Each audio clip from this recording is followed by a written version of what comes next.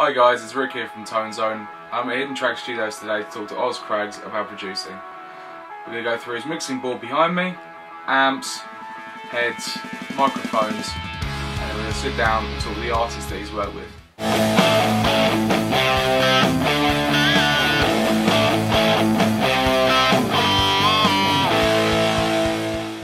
Hey, I'm Oz. This is my studio, Hidden Track Studios. I'm going to give you a quick rundown of the gear that I use and how I use it for recording and mixing.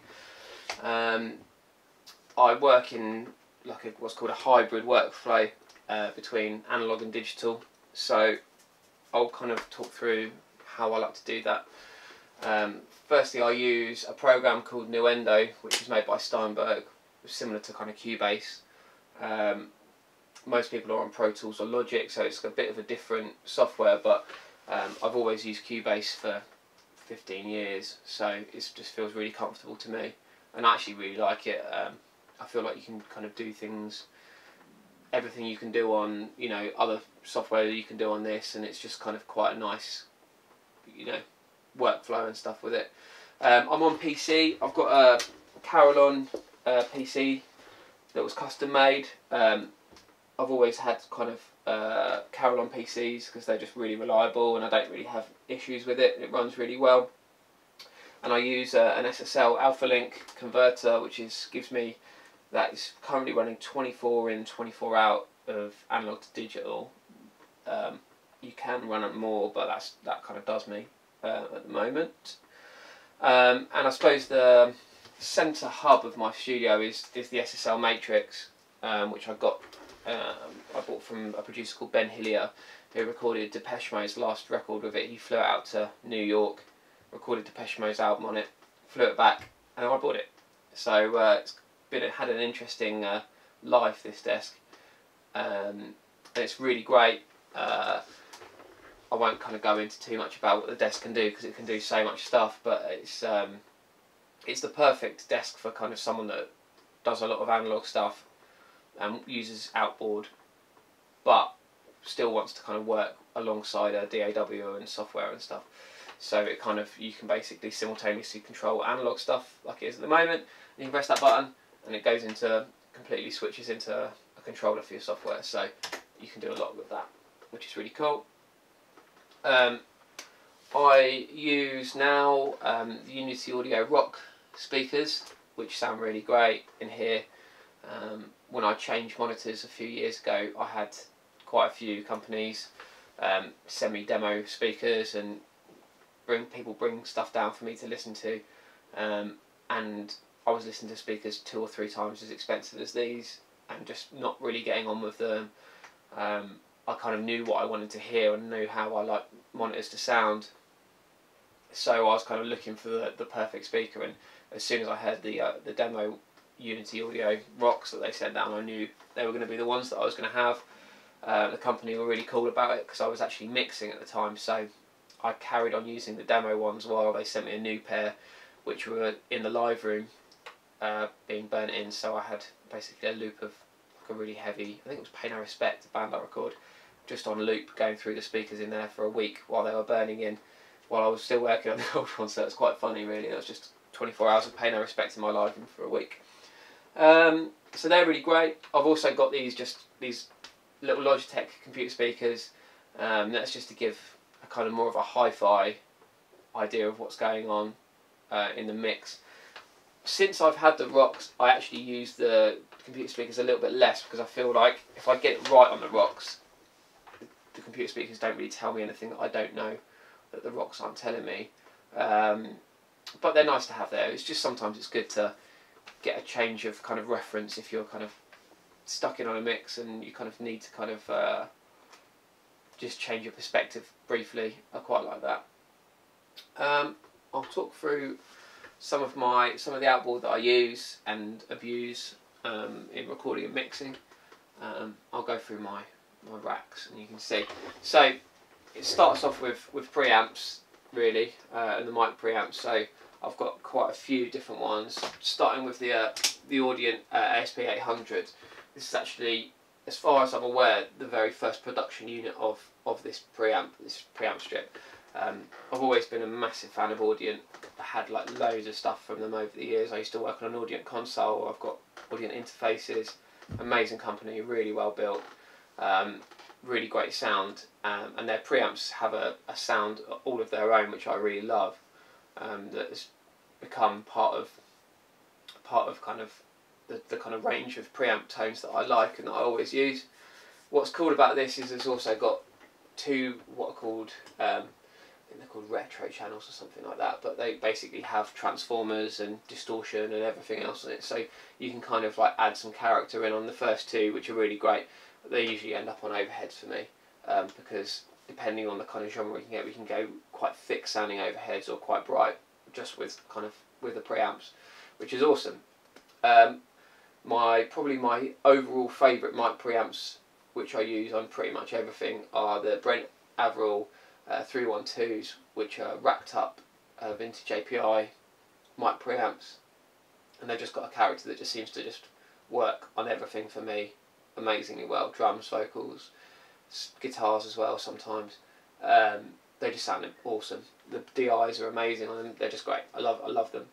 And the last few I have are kind of basically these two Neve clones that I've got here.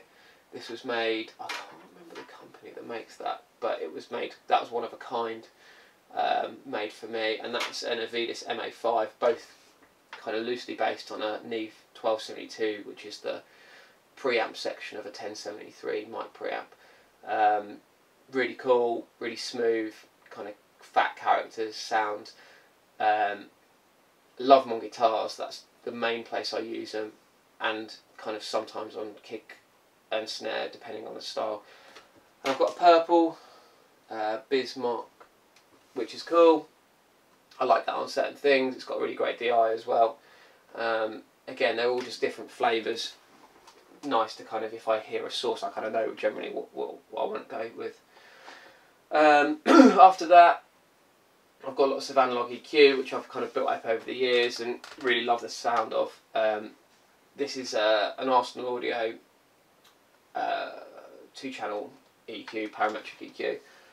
It was made by API. It's now branded JDK. They actually only made like 15 or 20 of these before I think they got a cease and desist letter for the name Arsenal Audio, so they changed it to JDK. So pretty cool that I've actually got an original Arsenal Audio one. This is serial number 14, which is pretty cool. It's a nice sounding EQ. It's just constantly variable, which means I don't generally tend to use it in the mix, as I'll explain later why. But for tracking, these pretty much just stay on toms, and they're great for just sweetening up toms a little bit on the way in. API 550Bs, use them all the time, love them, great, and all steps, which means recall is really easy. So they're just basically on switches, but they sound fantastic and pretty famous. Classic EQs, pretty expensive, sound nice though. These are custom made. They're called PQ 503 by a company called Fivefish, and they are transformer balanced inductor EQs, kind of similar to a Neve style thing. Just 3 bands, really simple, really sweet sounding. The top end is incredible on them. My favourite top end actually on it, all of my EQs. So these generally will be used for vocals. I did a mix yesterday that I used them on overheads for because they're amazing for brightening things up. So they're awesome. These are Phoenix Audio EQs. These are again loosely based on like the Neve kind of sound. I think inductor again, and switched so you can, you know, recall these pretty easily. Lots of character. They're a kind of tricky beast to get to use, so they're probably my least used EQs, but when they do work, they work great. So they've got a really nice character, and combining that with these mic preamps, you get a very much like a Neve flavoured channel strip, which is cool. And then elsewhere in this rack, this is the boring rack down here. There's a patch bay that's, if people are familiar with the SSL matrix, it's got basically an internal patch bay for outboards, so you don't need to patch in. But this is basically just controlling things like tie lines, kind of if I want to mulk things or, you know, route things in a strange manner, I can kind of like tap the signal there. So Next is a Behringer headphone amp. Pretty much does what it says on the tin. I've had it for 12 years. Behringer can kind of, the brand itself kind of can cause some arguments in the audio industry, but it's done a great job. It doesn't crackle, it works great, it's loud, and as I said, it's worked for 12 years every day, and it's not been a problem, so I've never sought to replace it really. Under that, I've got a Lexicon MX200 reverb. This is pretty much set on a patch. I have a couple of patches that I use with reverb and delays, and the main use I use that for is for when I'm tracking vocals.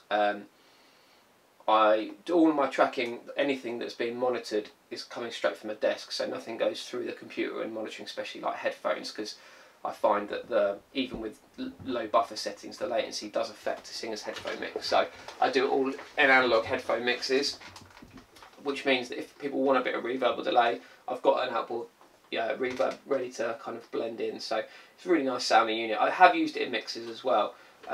It doesn't get used an awful lot, but just when there's a specific sound that I kind of want to get, I'll use that. Underneath that is a Yamaha SPX 90 reverb. This is, I think, late 80s, early 90s, 14-bit digital reverb.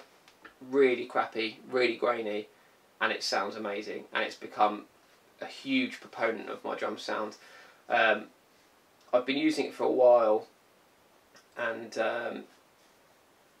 kind of the more I started using it and liking the sound of it, the more I realised how many other amazing kind of and inspirational mixers to me were using it. So Andy Wallace, who's like arguably, you know, made some of the best sounding albums ever, it's a main part of his sound, and probably my favourite kind of modern engineer, mixer, producer, David Bendeth, who very fortunate to have like some mentoring with as well, uses them a lot as well. So they're really a great kind of you know, reverb, and they've got their own character, and they can really add a lot to the sound, and you can buy them on eBay for about 90 quid, so that's pretty good as well.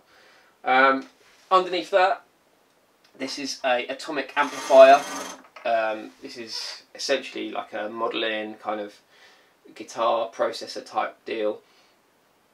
Main use for this is for tracking, when we're tracking drums and people want a guide guitar, or you know, put down a kind of scratch track, we'd use that. It sounds really good. I actually have used it on a few records when an amp's gone down, or there's been a problem, or there's a sound that we can't get with the amps we've got here.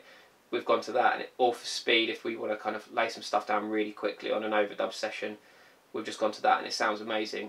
It's got software that runs inside the computer via USB to it, so you can load in cab impulses. So I've actually got impulses of my own cabs, which I can run on that. So it sounds really good. I've been massively impressed, and kind of compared to the prices of the Axe FXs and the Kempers, it's so much more cost effective for me.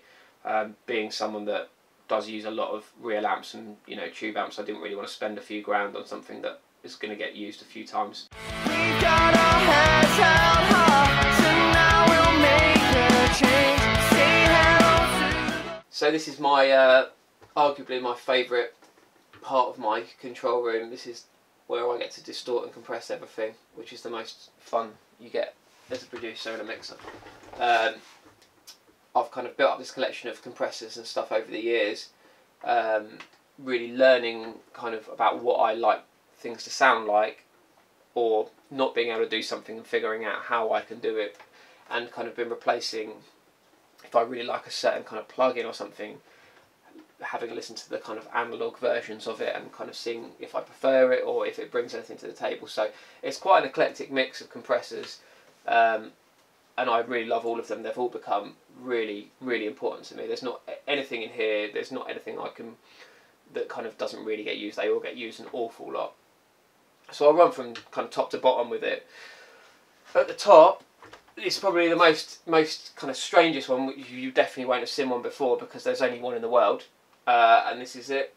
This is made by a fantastic company called Maven Audio. This has basically been about over a year of development, and countless, probably hundreds of emails back and forth with John Morbin, who built this for me and designed it for me. This essentially is a mix bus compressor, loosely based on like an SSL type bus compressor, and a mix bus EQ. which again loosely based on Pultec filters, but they're not. It's not really that Pultec like, but it's just kind of got the kind of wide shift that the Pultecs have. And as the EQ, like a Pultec is passive, I think the Pultec's passive as well, but this is a passive EQ. It uses the API style op amps as amplifiers, so as I've said earlier, I love the API sound, so that was a choice. It's every circuit, every switch, every filter curve, every kind of, even the resolution of the controls has been designed for me. It was a really intensive process, and we kind of both myself and John Morgan, who built it and designed it, kind of got to a point with it where we were going in so deep with the kind of stuff we realised we were just going to go all the way. So even down to the switches we used and the knobs and the pots, everything has been one of a kind built, and lots of conversations. So I really appreciate John's hard work that went into this. There's a lot to talk about in here which I could geek out about, but it's a really fantastic sounding unit, and gives me a lot of options for my mix bus. One notable thing is that there was actually no potentiometers on here. It's actually all rotary switches, so everything clicks into place, which means recall. You can recall, you know, all of that whole unit in seconds rather than kind of minutes. Don't need to use a tone for lineup. You know that if you put it somewhere, it's going to be exactly the same as it was the day before. So that's amazing. Can't speak highly enough of Morgan Audio for the hard work that they put into building that unit for me. It sounds amazing, and it's become instantly something that I wouldn't ever want to live without now. Underneath that is an SPX, SPX, that's a total lie. That's a SPL, Transient Designer. Pretty famous unit. I first heard one when I did some work with Paul Stacey in London. He had a few in a rack, and basically said to me, if you like analog compressors and, you know, transient designer type things, you need to get one of these, the original ones, and they're amazing. I use them a lot in tracking, but sometimes in mixes I'll you know, do them. Most softwares come with a transient designer type thing or a transient shaper tool, so you kind of, most people I'm sure know what they do, but this is the original, I think, the original kind of unit where it's come from, and they're amazing. Really cool units, a lot of character, great for adding punch to drums, great for adding some sustain to room mics, so that gets used an awful lot, both in tracking and mixing. Actually, the band's t-shirt who I'm wearing, Risking the Ridicule, in the record that I've just done from, which is called Blame Culture, which is amazing. I love doing that, and the drum sound massively worked with the room mics, and the room mics on the whole album ran through this, so it became a big part of the sound of that record. Underneath that is the 500 series stuff. Obviously 500 series both sides, which is really good for me because you can get a lot of stuff into a little amount of space. I don't have, like, I've pretty much run out of rack space now, so I can get, you know, 10 EQs or whatever in 3U, which is great for me. So on this one, in my compressor, it starts with a Alicia Expressor. Really cool, versatile compressor. Again, all stepped, great for recall, really accurate. It sounds amazing. It's very clean, but it's so flexible. You can completely annihilate transients with it. You can level things out. You can add a little bit of punch. You can just do everything with this. It's so versatile. It's pretty much always lives on my drums in the mix. That could be as a parallel blend, either on the unit itself because it has a mix knob, or as a send on a separate channel. It's really great, and yeah, for the money, the amount of stuff it offers is amazing. Next to that is an IGS 576 compressor. This is based on a 1176 Blue Stripe, I think revision, is it revision A? I'm not 100% sure on that, might have got that wrong, but it's basically got the famous 1176 distortion-y kind of exciting sound to it. Can go really fast, really great on snares. I love it on snares. It sounds amazing on snare drums, bass guitar, and again, like I've been saying, all stepped pots, which means recording it in a mix scenario is fantastic. It sounds really great. This is my newest compressor actually, so still kind of learning its kind of idiosyncrasies and the best way to abuse it, but loving it so far. Next to that is one of my secret weapons over the years that's kind of, you know, a desert island compressor for me, really, so especially for tracking vocals and room mics and things like that. I've used it pretty much on every vocal I've recorded in the last 7 years. It's an FMR RNLA. They do a rack mount version, a half rack unit, and a 500 series, and I think they're about 200 quid. They're really cheap, and they sound phenomenal. They're so good, so smooth, amazing on vocals, amazing on room mics.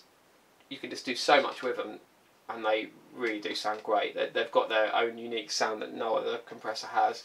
Very smooth, punchy, detailed, not pumpy. You know, it's great for tracking vocals. So yeah, can't speak of them highly enough. If they made a stepped version, I would buy way more. Just saying to the company in case you hear it. And lastly, this is a Better Maker C502V 500 series stereo compressor. This does so much stuff that I probably can't even begin to explain half the things it does, but it's a really detailed, clever compressor that you can do different types of compression with it. You can split the left and right into 2 mono channels. It does loads of stuff. So watch some videos on it if you want to see what it does, because there's so much that it does.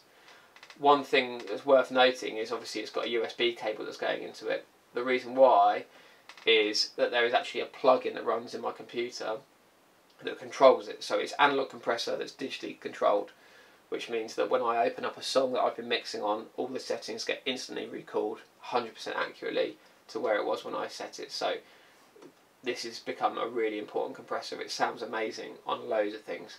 I pretty much always use it on overheads in the mix, because you can separate the left and right, which I've liked to do recently. So use kind of a non-linked left and right compressor, which is great for cymbals. If you know someone's doing a lot of left and right crashes, it's controlling the transients on those separately. It's got a high pass filter, internal side chain. It's got different ratios, different modes. It's amazing, really great compressor.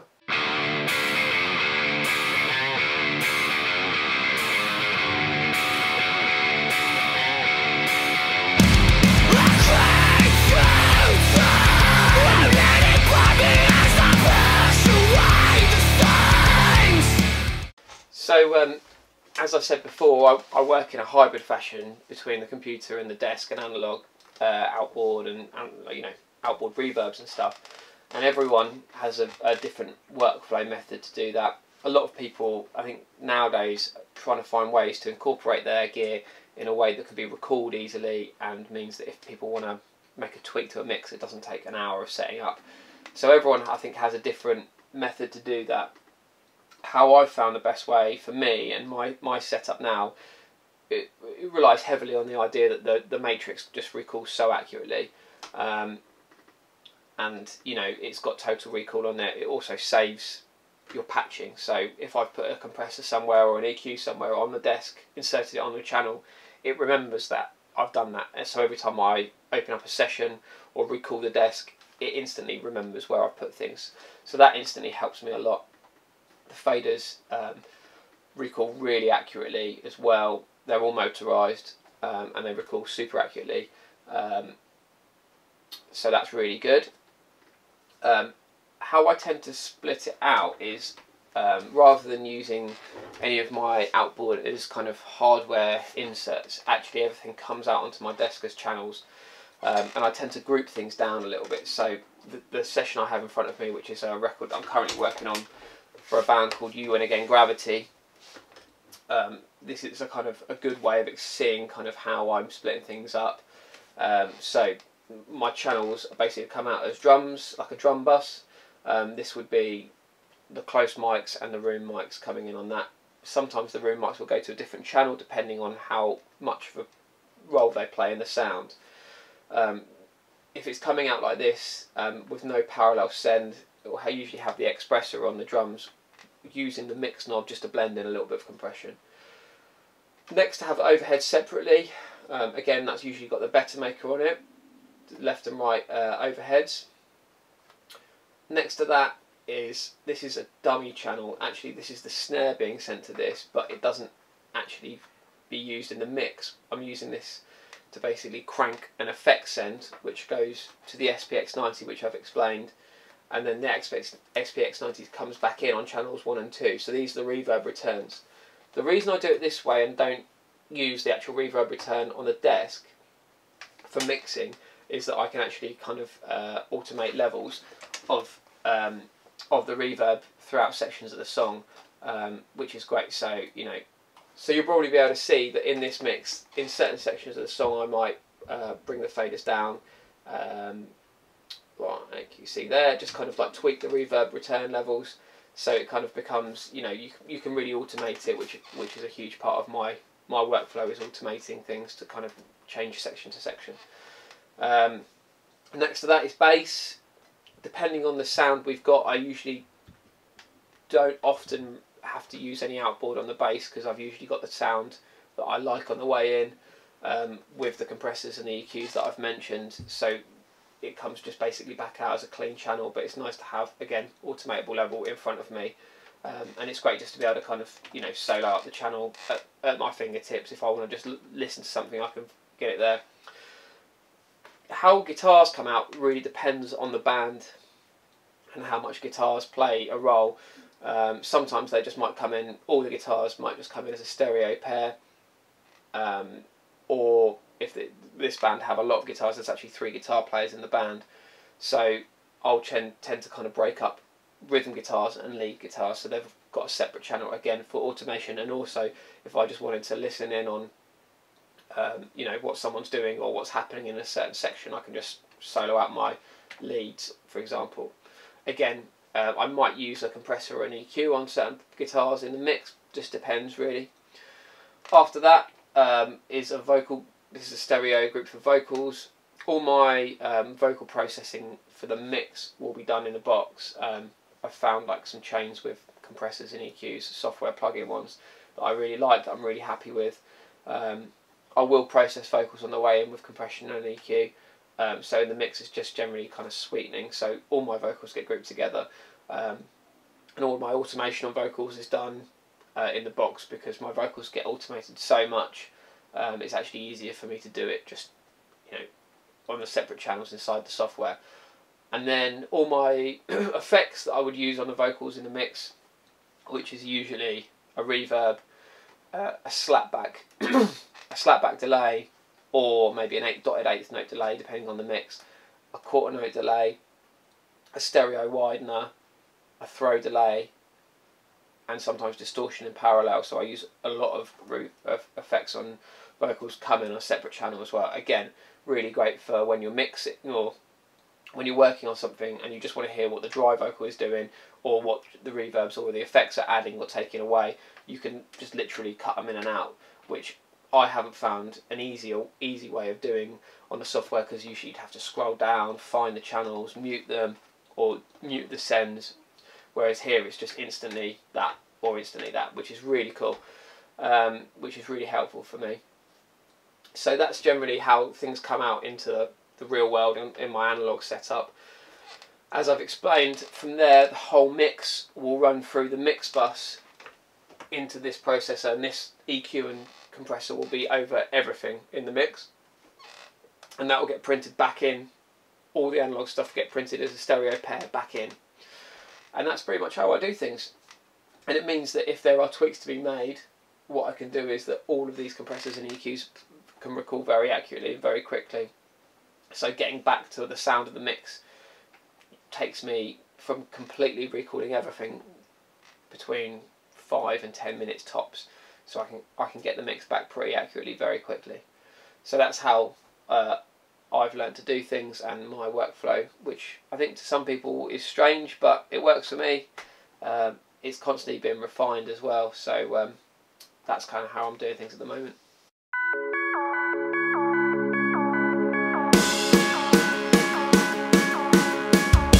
Your friends have set themselves on fire. Achievements fall under the wire. You're making this up as you go. So I'll just take a minute to talk about my my microphone collection. I'm definitely less snobby about microphones than I am about kind of other things. I tend to find that most mics, as long as they've got a low noise floor,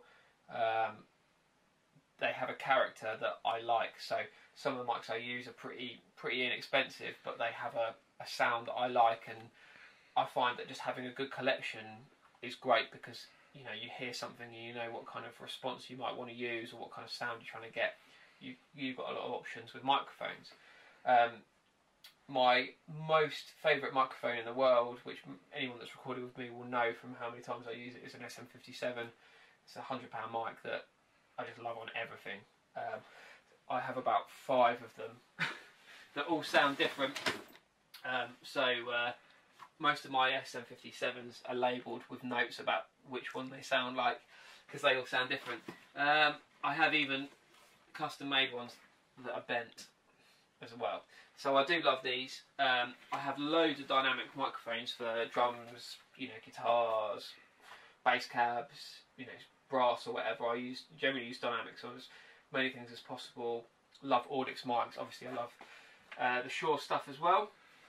So, and the Sennheiser M421s, MD441. I've got loads in there. Some other ones that I like a lot are like the Shure SM7. I use that Screamer vocals. It's great on hi-hat as well. Used it on guitar for people before.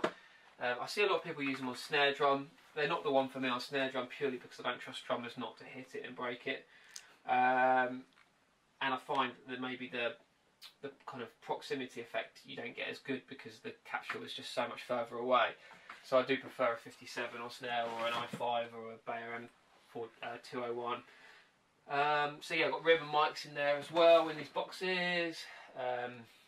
Loads of various kind of like cheaper drum mics, which kind of might be really cool for certain things.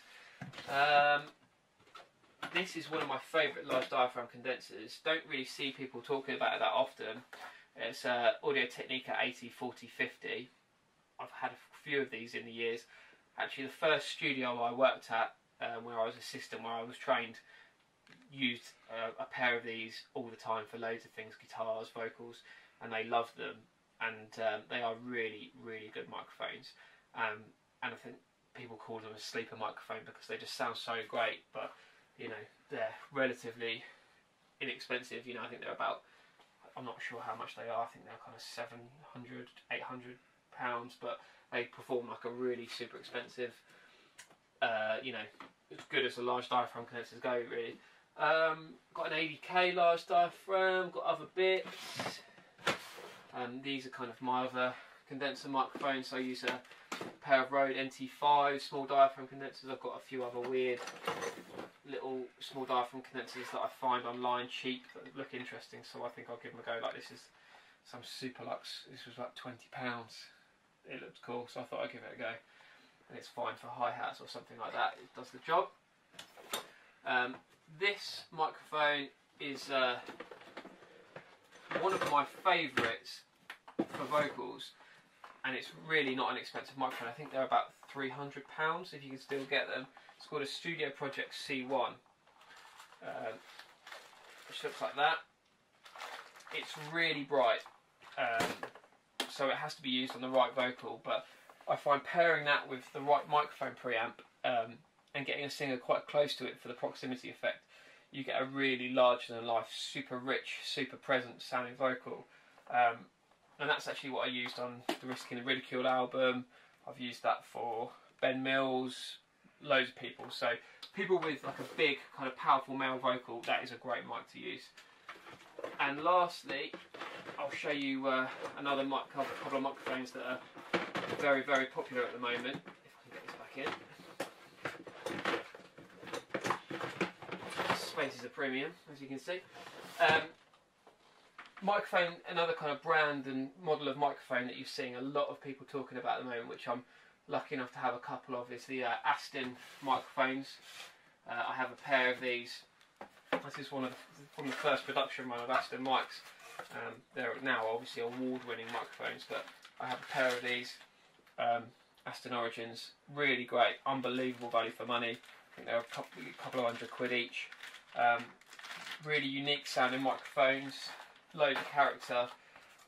very much not a kind of clean, sterile microphone. It's got loads of character and warmth and depth to the sound. Really exciting microphones to use. I love them on room mics, acoustic guitars, some vocals. I like them on female vocal actually a lot. So yeah, really fantastic microphones. So I have kind of a collection of weird and wonderful things really that I've just learnt over the years I really like the sound of. Afterwards, it's too late. It's too late.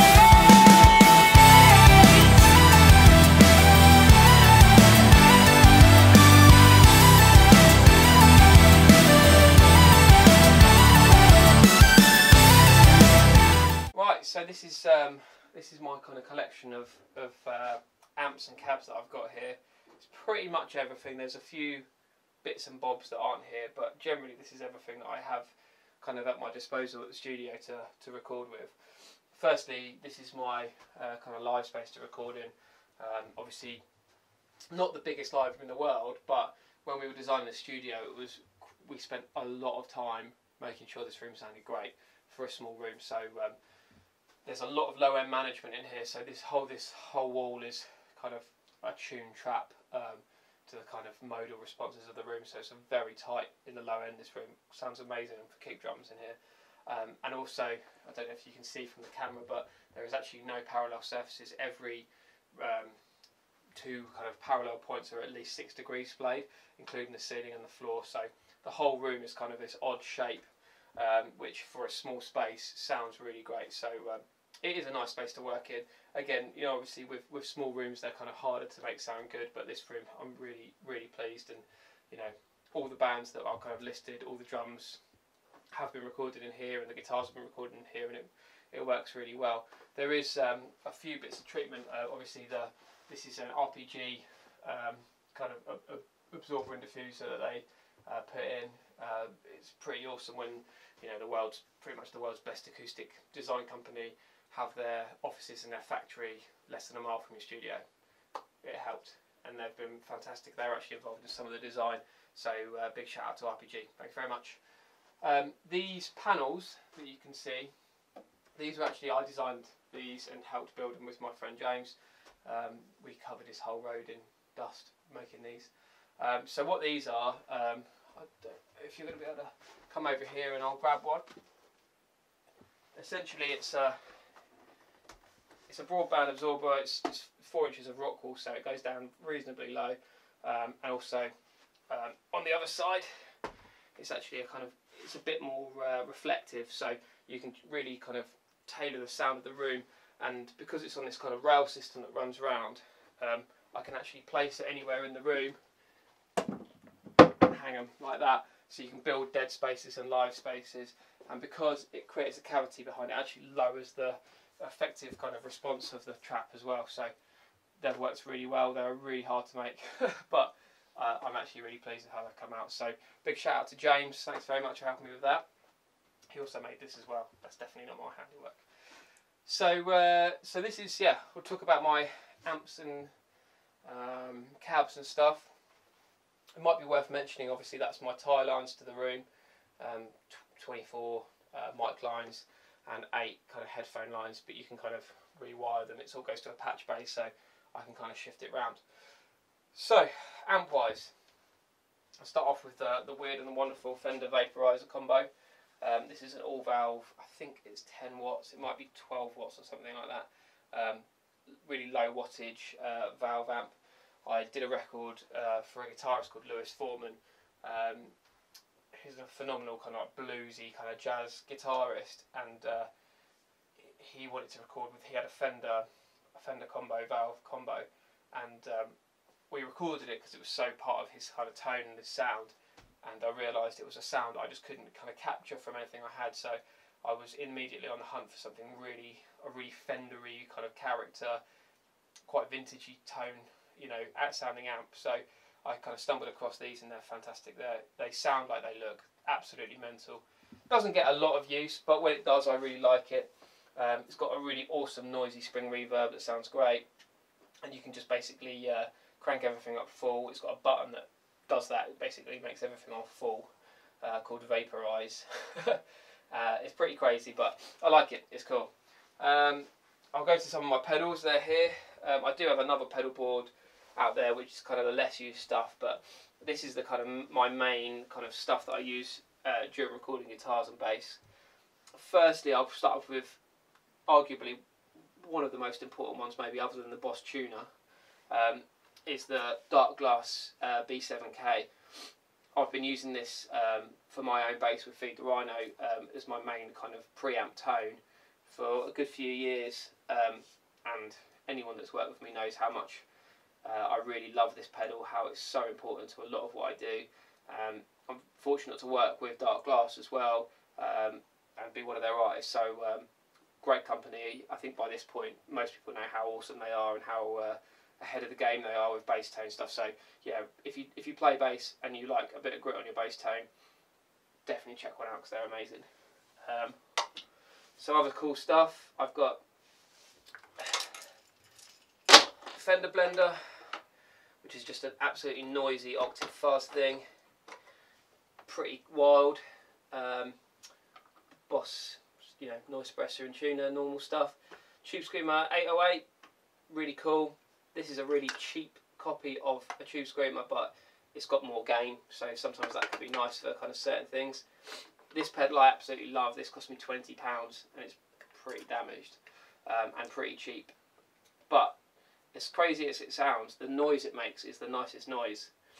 So I love this just for the noise, if nothing else. It just adds something in noise that I love. So this pedal gets used an awful lot. It's a really cool sounding pedal. A lot of people kind of really shocked with how great it sounds for how cheap it is. It's an AXL 50s tremolo. A lot of the electro harmonic stuff, love their pedals. Little Big Muff, maybe not quite the full sound of original Pi Muff, but it does the job. It has a sound. It's cool. I've got the Germanium OD, which I absolutely love as well. This is really cool for kind of volt starving. You know, you can reduce the amount of volts going into the pedal, so you can get that kind of Queens of the Stone Agey kind of like broken sound from that, which is awesome. Love that pedal. Holy Grail classic. Neoclone classic. Chorus. This is my latest addition. This is Electro Harmonix Canyon. It is phenomenal delay. Exactly what I like in a delay, which is a bit of character. It's not just a repeating delay. You can add octave effects and reverb to the delays, modulation. It's got loads of crazy sounds and it's really versatile. Quite expensive, but I've really loved what I've used on it so far. It's been amazing. An old Dan Electro flanger pedal. As you can imagine, it doesn't get used an awful lot, but when it does, it's cool. It's got a sound. If we want to make some crazy noises, that's really cool. And this is a Marshall delay pedal. Again, for delays on guitars, if I'm going to be doing it with pedals, I tend to want to add some kind of character with the pedal rather than just have a clean repeat. If we're just going for repeat, I'd probably do it with software. So this has got kind of loads of weird, wonderful settings, like kind of tape echoes and reverse delays. Again, it's kind of, I guess, like a slightly less cool version of the Canyon, but it's been really good, and I should think kind of with these two I've got a lot of options. Black Star HD Dual, this is the original one with the valves. I actually used to use that for my main bass tone with Feed the Rhino, but I've retired it because it was getting a bit battered, as you can probably tell how dirty it is from years of touring. Really cool overdrive tones, great for bass, really good for bass actually. Can be cool for guitars as well sometimes. Got a 12AX7 in it as well. A Mua Skyverb. I think this is supposed to be a kind of emulation of a Big Sky or something like that by Strymon. It sounds nothing like it, but it is cool. Really good long reverbs. Again, might not get used an awful lot, but if we want to add some kind of long shimmery reverb, I'd use that. I probably prefer the Holy Grail overall, but it's nice to have it there. It's actually a bit cleaner than the Holy Grail as well. And lastly, a Vox Wah. I think this is actually an original Vox Wah. It's amazing. I'd like to have a Crybaby as well, because it's got more, you know, everyone knows the Crybaby sound, but the Vox has got its own unique tone, which is much more wild sounding, a bit more. I think the Cocktail sound on this sounds better than a Crybaby. It has maybe less of a sweep, but it sounds amazing. Loads of character, really great. Just putting it on and leaving it in one setting, it sounds incredible. So they're kind of my main pedals that I usually use. And with all this stuff, you know, it's there to be used. I'll always, you know, make suggestions to people. I might say, oh, let's try this, let's try that. And I know all this stuff really well, so I'm always keen for people to kind of come down and use it. That's the whole point of having it here. These are just all tools for me to kind of create new exciting tones. So these are my main recording amps that I do guitars with. I'll start from top to bottom. Orange Tiny Terror, kind of is what it is. Definitely the least used. It has a sound, it has a thing. It's great for what it does. Definitely not my favourite. Orange, I think in general, are cool. They don't set my world on fire as a sound, but it's great to have, and like I said, it does a thing. So it's nice to have. This is a load box, so if we ever actually want to run in these amps straight to the desk, if we're recording live, for example, or we want to kind of capture the amp without a cab and, you know, do something with it later on, we can do it that. Really cool. Again, used that for a couple of bands, like the Mallory Knox stuff was the first EP, the pilot EP acoustic that I did. We ran an amp straight into that to kind of keep it at a valve tone, but without any noise and any bleed into the other mics. This is my newest amp to the collection. It's a Friedman PT20. I love it, absolutely love it. I played one of these a few years ago in Newcastle when I was on tour, and I fell in love with it. I didn't want to like it because of how much they are, but they really are a great sound and doesn't sound like anything else. Really unique, kind of dark, saturated, martially toned, thick. Yeah, it's fantastic, and the more I use it, the more I love it. So that's brilliant. Really big fan of that, and it's crazy loud as well for 20 watt amp. It's unbelievably loud, easily giggable. Underneath that, this is the amp that I'll be buried with. This is an amp I got when I was 18, and I love it to death. It's a unique amp in many ways. I had it modded about a year after owning it, just because it had an issue with a valve base. I took it to a great tech called John Rigg, who did some kind of voodoo on it, and it's now the best sounding Mesa Boogie in existence, and I stand by that. It is a really phenomenal sounding amp. It's a single rectifier, 50 watt. It just has this unique kind of crunchy, saturated sound that doesn't sound like other Mesa Boogies. And you know, I have people, you know, like the Mallory Knox guys or Richie Faulkner, who now plays for Judas Priest, absolutely fall in love with it when they play for it. It's just got this unique character that just doesn't sound like anything else. So this amp's a really amazing amp, and I love it dearly. It's one of my most prized possessions. Clean channel's absolutely god awful on it though. 6505. This is the amp, probably I'd consider the kind of metal workhorse. I love the clean channel on it, which a lot of people don't, because it's just so clean. So if we want kind of a very flat, even, non-distorted clean tone that we can add pedals to or add character to with software or whatever, this is a great amp. Actually underutilized clean channel. Everyone knows what the distortion channel sounds like. I keep this really well maintained because it gets a lot of abuse for kind of rhythm guitars, which obviously takes a lot of the kind of time up of recording. So I make sure that this amp, and I actually run this with Mesa 6L6s, which sound really cool in this amp. So yeah, this is definitely a mainstay. Nothing special about it. It's a 6505. Everyone knows what they sound like, but it works great and it gets a lot of use. Lastly, this is another one of my really special amps. This is a Marshall Vintage Modern 2256, 66. This is the 50 watt Vintage Modern. I got this second hand for a crazy cheap price.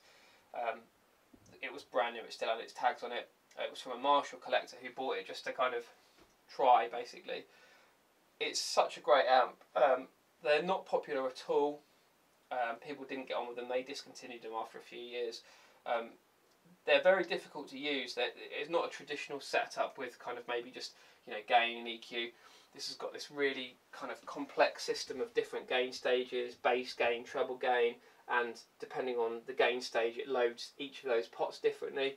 So it takes up a long time to really work it out, but this amp runs on KT66 tubes, so it has this really beautiful kind of traditional Marshall tone, and I think this is going to be one of those amps that kind of over time people are going to start looking back on and saying about how great they are. It's kind of I think in time people will really have come to appreciate this amp. So this is really great, and actually more versatile than you would believe, because it can do, I mean, like a band called Fish Tank that I worked with, I did an EP for them, which is very indie, kind of Strat sound. We did it all with this because it sounded so great.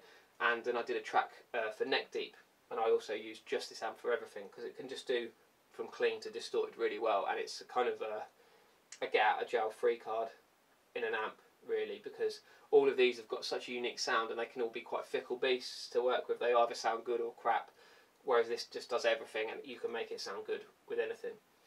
So they're my main kind of recording guitar amps. It's an all ever growing collection. There's always more I want. Currently on the dream list is a Soldano to add to it, but space is a premium, so we'll see what happens with that. So onto cabs. These are my main two guitar cabs that I record. This here is an old battered and bruised Brunetti 212 with vintage 30s. I think this is at least, I don't know, 15 years old, and it's so used that the speakers are super worn in. It's beautiful sound. It really is lovely. It's a really well built cab, really heavy, and it sounds phenomenal. And it's, again, just kind of, I know it so well that I can put any amp through it and know kind of where the sweet spot is and what the sweet spot for volume and kind of speaker excursion and things like that is. So I really love recording this. This is a newer one to my collection. This is a Marshall 412. This has got greenbacks in it. This is a vintage reissue. This is a B cab as well. It's still kind of fairly new, so I still think the speakers are kind of being broken in a little bit, but it does exactly what I hoped, which would give me a completely different response to this. What I've found so far is that certain amps, especially the Friedman, I think sounds better, slightly better through the greenbacks. I think certain amps just really load it a lot better. So it's really nice to have the option of kind of comparing speakers and amps.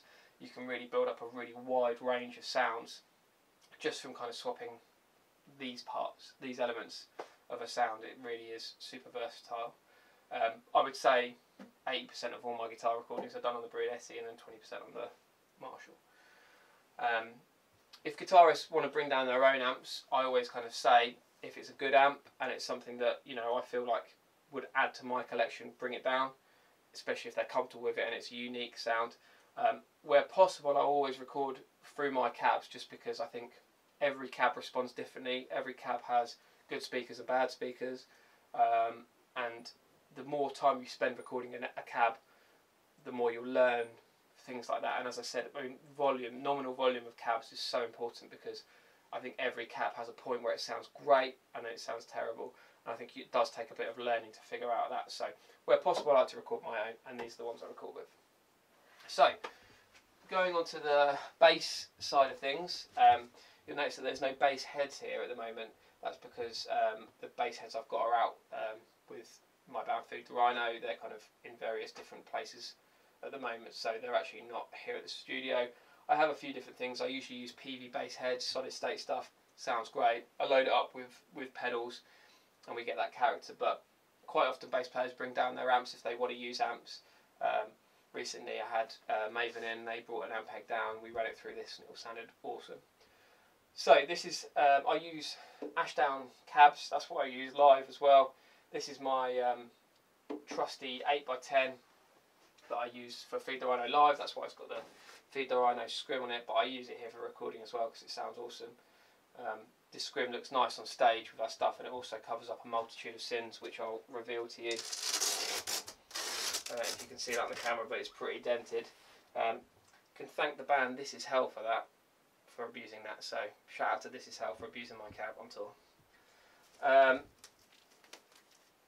And yeah, an Ashdown 1x15 and 4x10. I actually used the 1x15 loads for recording I feel like this really gives me a, between this and this I can kind of go for a more of a kind of classic vintagey bass tone with this, just with maybe a large diaphragm condenser or something. You don't get a super bright top end, but it's really warm and rich sounding, and then this is kind of more of your modern traditional kind of sound. The 4x10 gets used less, but it has been run, and I have been known to run all three at once, which is with 3 different amps, which is insane, but it's good fun. So yes, that's my collection of backline. You keep thinking you're the one to blame. It's not your fault. You're so heartstrong. So how much more can you take? You're so. So Oz, how hard is it running a studio like this?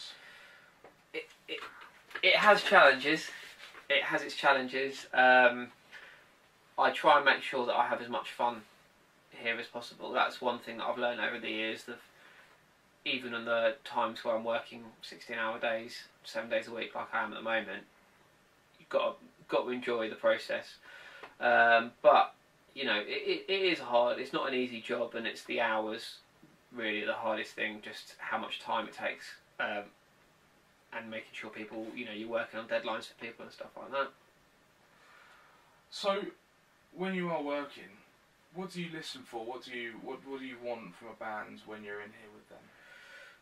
I mean, I think every project has a kind of different set of requirements, but for me, if I'm producing the record and I'm recording it and I'm mixing it, I want to make sure that the song is represented in the best way possible, so that when the end listener listens to the song, it's given to them in a format that makes the song exciting, and you can hear the important bits of the song, and if it's the lyrics are really important to the song, you can hear the lyrics clearly. If it's a heavy song that you want to headbang to, that the groove is there. So I'm just trying to kind of find ways to deliver the song, and that to me is a really important aspect of it. And usually the artist who I'm working with will have their own kind of ideas and requirements of what they want to get out of it as well.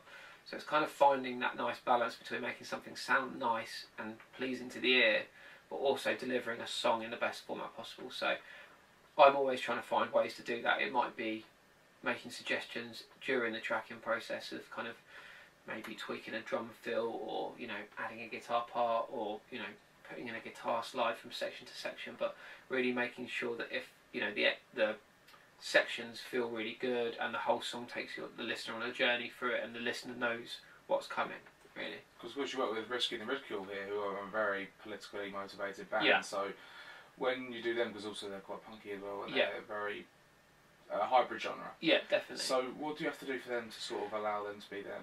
So for working with Risky, it was a lot of fun making that album. We've just done Blame Culture here, which was recorded and mixed here, and it was a lot of fun making that album. We had a really good time, and you know, I try and approach every album.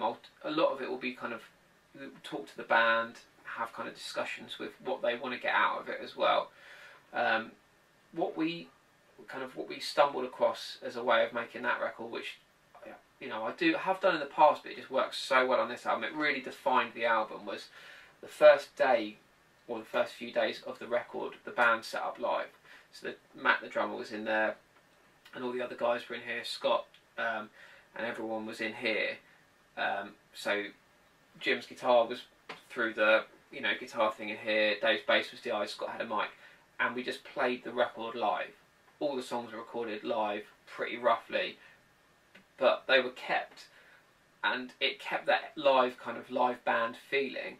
And then the process was basically just replacing the live takes for something that had the same feel. So if we were doing vocals and Scott did something really cool when they did it live, we just make sure that got done again. So it was a really unique process. I think it wasn't just a traditional way of kind of recording the drums, then the bass and the guitars. It was kind of like kind of going over things, and that really kept the kind of like, I think, the kind of live band feel that we've got on that album. I think, you know, there, like you said as well, I think a big proponent of Risky is Scott's vocal and Scott's lyric. So we spent a bit of time trying out different microphones for his voice and different positions in the room where it was going to give him the most kind of the biggest sound, you know.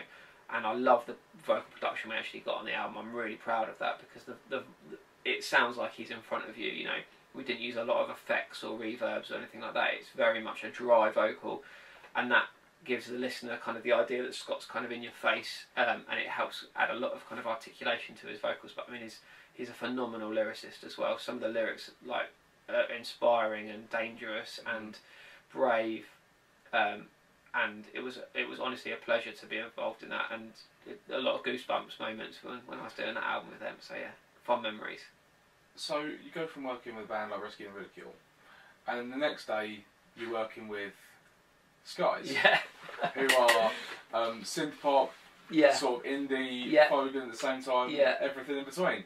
How do you transition yourself from one sound to another in hours? It's something that I've actually developed over the years and has become, for me personally, actually a really important part of my job.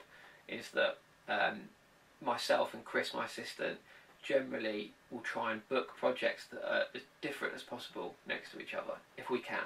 Most of the time it works. Sometimes you end up doing similar projects back to back.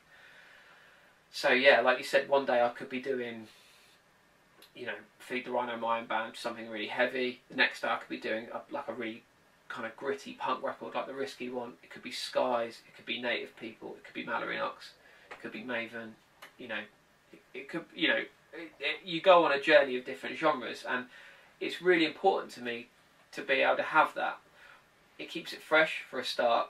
It keeps me trying new things. Secondly, I don't get in a rut with, you know, using the same mics or the same pieces of equipment or the same amps or the same plugins or the same anything really. You're constantly changing things, and it keeps it fresh in my head. And it's really, it again, like I said before, for me, I love what I do, and I want it to be fun every day.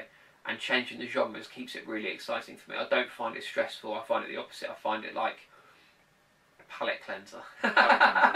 You know, so I find that, like, you know, by the time I finish a record of one genre, I'm really excited to do the next genre.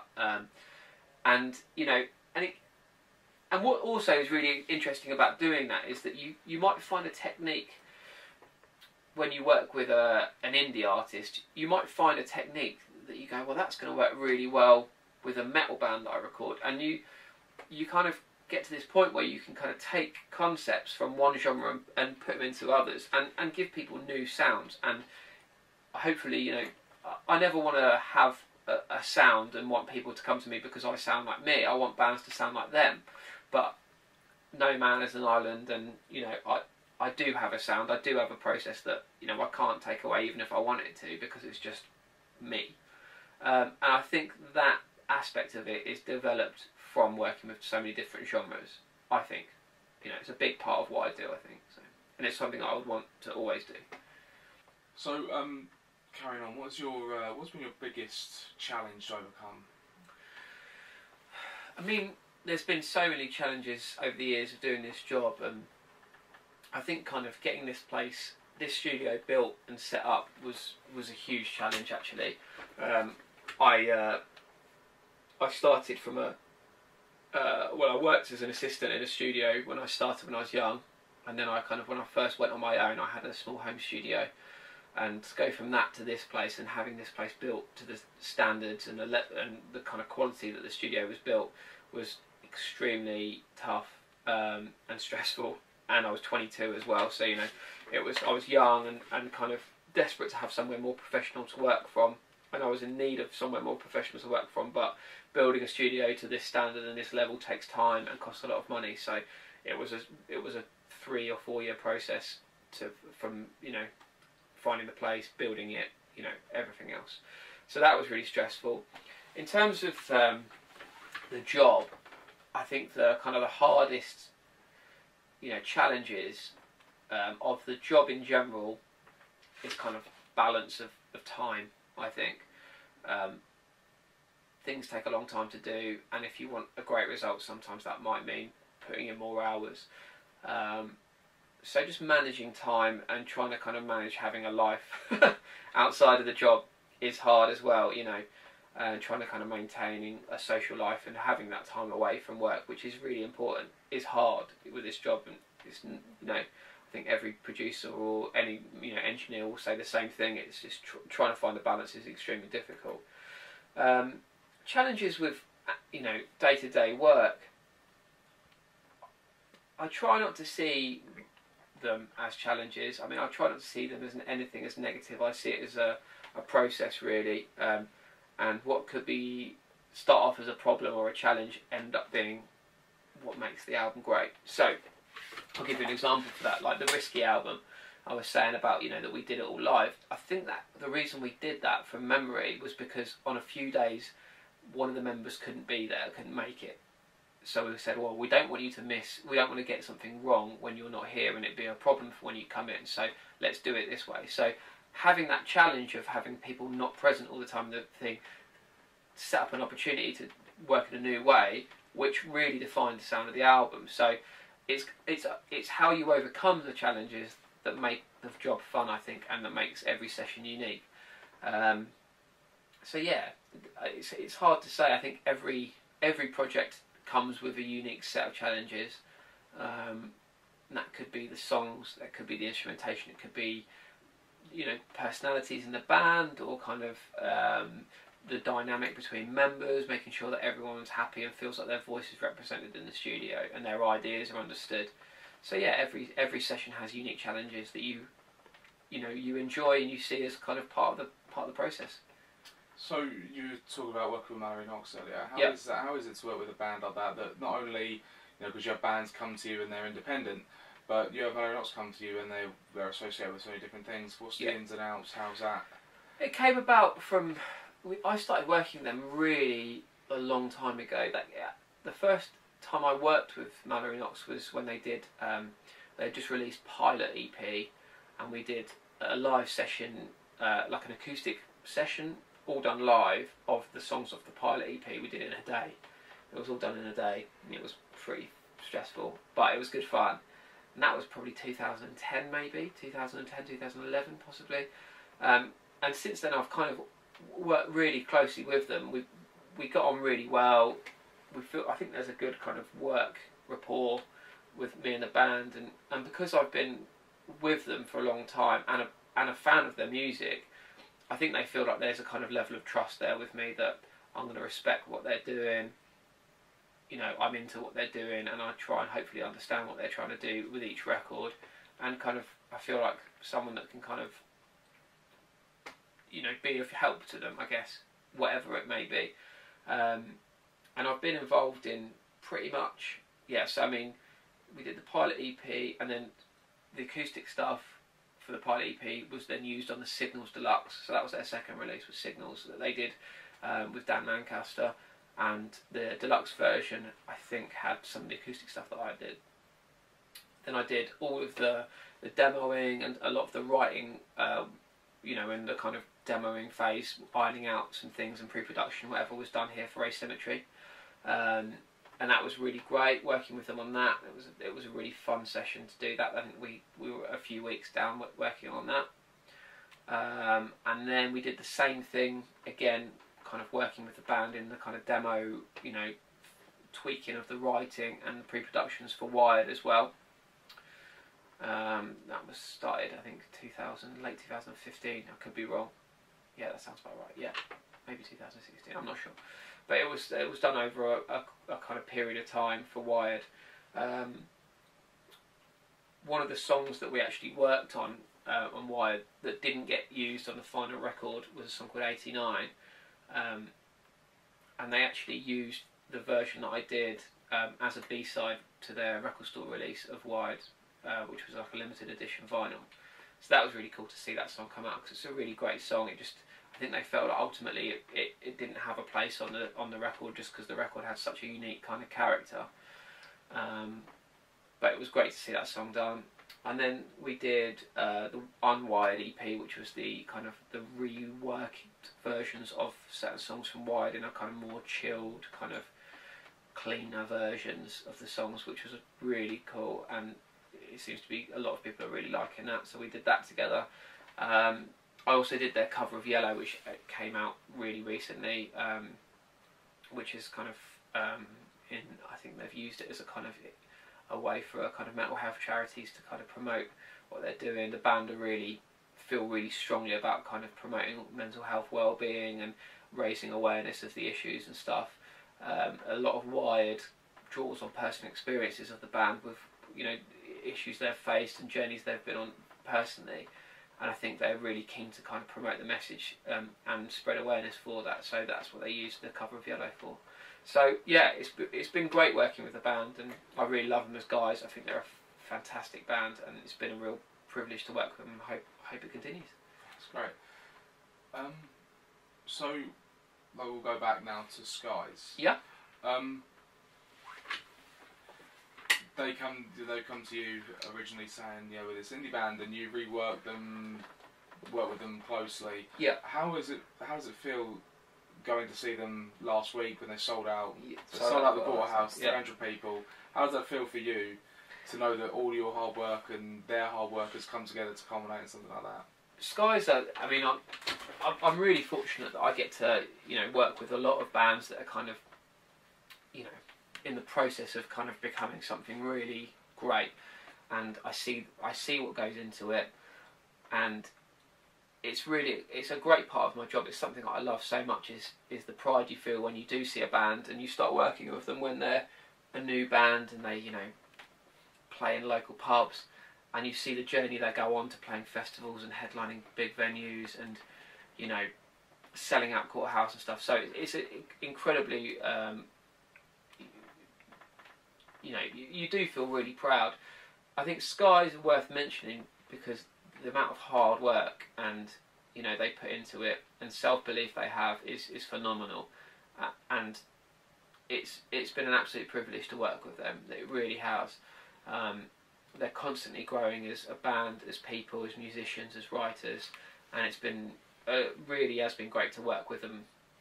From when we started with the Feel Like It EP, I felt like us, you know, me, Jez and Ali together kind of created a new sound for the band that they hadn't been given before. They'd worked with some amazing producers that had kind of had their own visions for the band, who had done an awesome job.